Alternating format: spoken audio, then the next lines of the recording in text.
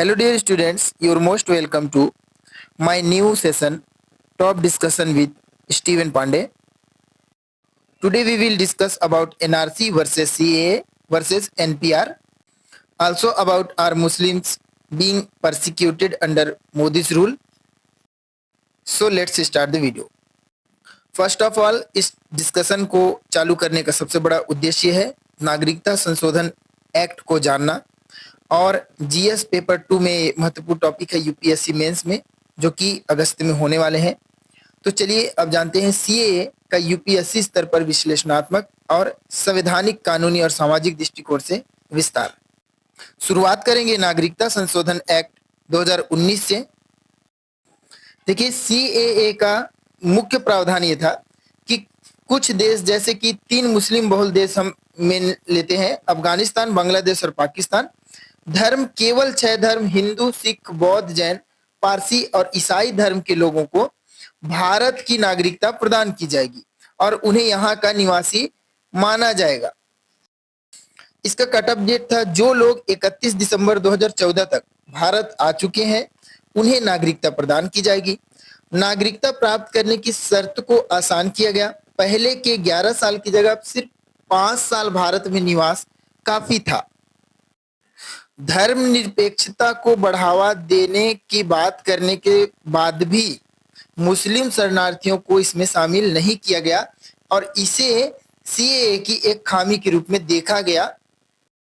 अब constitutional issue क्या involve होते हैं इसमें? पहला है अनुच्छेद 14, जो कि समानता का अधिकार की बात करता है। आलोचकों का कहना है कि सीएए धर्म के आधार पर भेदभाव करता है, जो अनुच्छेद 14 राइट टू इक्वालिटी का उल्लंघन है। यहाँ सरकार का तर्क है कि यह तर्कसंगत वर्गीकरण है, रीजनेबल क्लासिफिकेशन है, इसीलिए ये वैलिड है। सेकंड है आर्टिकल 15, धर्म के आधार पर भेदभाव का निषेध करता है। हालांकि यह नागरिकों पर लागू होता है, परंतु आलोचक इसे एक मूल भावना के विरुद्ध मानते हैं।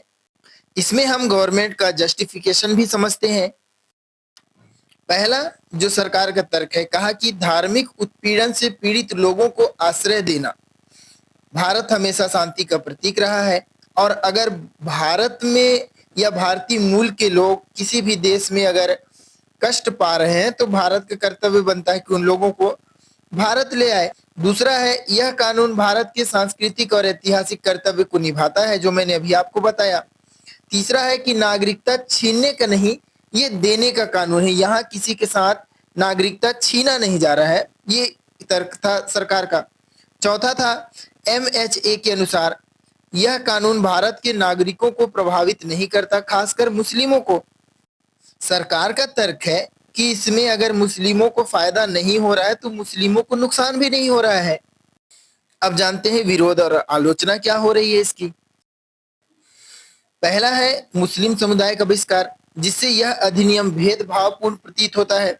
अब आपने अगर कोई अमेंडमेंट किया है तो उसमें किसी एक विशेष जो वर्ग है उसको हटा देना एक भेदभावपूर्ण आपका एक्ट लगता है। दूसरा है एनआरसी के साथ सीएए के जुड़ने की आशंका है, जिससे मुस्लिमों को देश विहीन बनने का खतरा उत्पन्न हो जाएगा। तीसरा है नॉर्थ ईस्ट इंडिया में विरोध हुआ, स्थानीय पहचान और डेमोग्राफिक बदलाव की चिंता हो गई। देखिए, सेंट्रल तो कमांड कर देती है, पर अगर बांग्लादेश से प्रव्रजन करके बहुत बड़ी मात्रा में लोग नॉर्थ ईस्ट में घुस गए तो नॉर्थ ईस्ट का जो कहा जाए तो कोर सेक्टर का जो एरिया है या बिजनेस है, उन सब पे खतरा बन जाएगा। चौथा है कि देशव्यापी आंदोलन हुए, जैसे कि शाहीन बाग, जेएनयू, एएमयू आदि में विरोध प्रदर्शन हुए, जिसने पूरे दुनिया का जो फोकस है इस मैटर पर लगाया। इससे सरकार की छवि और भारत का जो धार्मिक दृष्टिकोण है उस पर काफी नकारात्मक प्रभाव पड़ा। अब इस पे न्यायिक स्थिति क्या है? सुप्रीम कोर्ट में सीएए की वैधता को चुनौती देने वाली कई याचिकाएं अभी लंबित हैं। अब तक कानून रद्द नहीं किया गया है और 2024 में इसे लागू करने के लिए नियम भी नोटिफाइड कर चुके हैं। अब इंटरनेशनल रिस्पॉन्सेस जानते हैं। देखिए, यूएनएचसीआर ने सीएए की पूरी तरह से आलोचना की। बांग्लादेश और अफगानिस्तान ने भी इस पर आपत्ति दर्ज की। यूएसए, यूईयू, ओआईसी ने भी इस पर चिंता जताई थी। इससे जो गवर्नमेंट की छवि है काफी हिंदुत्ववादी दिखाई देने लगी। दूसरा है NRC, national register of citizens. परिभाषा अगर देखें तो एनआरसी भारत के वैध नागरिकों की एक आधिकारिक सूची है। देखिए इसके उद्देश्य क्या है, भारत में अवैध प्रवासियों की पहचान करना और नागरिकों की पुष्टि करना। प्रक्रिया क्या है कि लोगों को दस्तावेज के माध्यम से यह साबित करना होता है कि वे भारत के नागरिक हैं। एनआरसी पहली बार 1951 में असम में तैयार किया गया। 2013 के सुप्रीम कोर्ट के आदेश पर 2019 में असम में अपडेटेड एनआरसी प्रकाशित हुआ। अब इस सूची में ज्यादातर मुस्लिम जो है उनके पास दस्तावेजों की कमी दिखाई दी गई, जिसमें पूर्व राष्ट्रपति का परिवार भी शामिल है। एनआरसी का असम में अगर अनुभव देखें तो लगभग 19 लाख लोग एनआरसी सूची से बाहर रह गए। इनमें बहुत से हिंदू और मुस्लिम दोनों शामिल थे। कई लोगों के पास प्रमाणिक दस्तावेज नहीं थे, जिससे आलोचना बढ़ गई। संभावित विवाद है, गरीब और अनपढ़ लोग जिनके पास दस्तावेज नहीं है वो देश विहीन हो सकते हैं। मानवाधिकार और संवैधानिक अधिकारों पर भी खतरा मंडरा रहा है।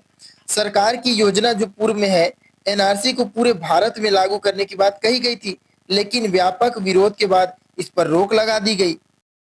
एक तरह से यह डिटेंशन सेंटर पर लोगों की भीड़ बढ़ा देगा। तीसरा है एनपीआर, नेशनल पॉपुलेशन रजिस्टर। परिभाषा है, एनपीआर भारत में रहने वाले सामान्य निवासियों का एक डेटाबेस है जो पिछले 6 महीने से भारत में रह रहे हों और अगले 6 महीने या उससे अधिक भारत में रहने का इरादा रखते हों। मुख्य उद्देश्य है भारत में रहने वाले सभी लोगों का जनगणना आधारित डेटाबेस बनाना। एनपीआर को registrar general of India RGI और गृह मंत्रालय द्वारा संचालित किया जाता है। अगर इसको समझना चाहें तो यह एक नागरिकों की सूची है जो कि भारत सरकार बनाती है। अब समझते हैं इसमें क्या जानकारी शामिल होगी। पहला है नाम, जन्म तिथि, माता पिता का नाम, निवास स्थान, शैक्षणिक योग्यता, मोबाइल नंबर, पासपोर्ट नंबर आदि। कानूनी आधार अगर है, सिटीजनशिप एक्ट 1955 और सिटीजनशिप रूल 2003 के तहत इसे कानूनी आधार मिलती है। एनपीआर के मामले में विवाद यह हो सकता है कि लोगों को डर है कि एनपीआर के डेटा का उपयोग एनआरसी के लिए किया जाएगा और यह गोपनीयता और मानवाधिकार के उल्लंघन का मुद्दा भी बन सकता है। अब हम बात करते हैं उन लोगों का जो कि भारत के नागरिक हैं और विदेशों में पढ़ रहे हैं या किसी काम के सिलसिले से बाहर गए हैं। अब अगर एनआरसी में उनका नाम नहीं आता है तब क्या हो सकता है।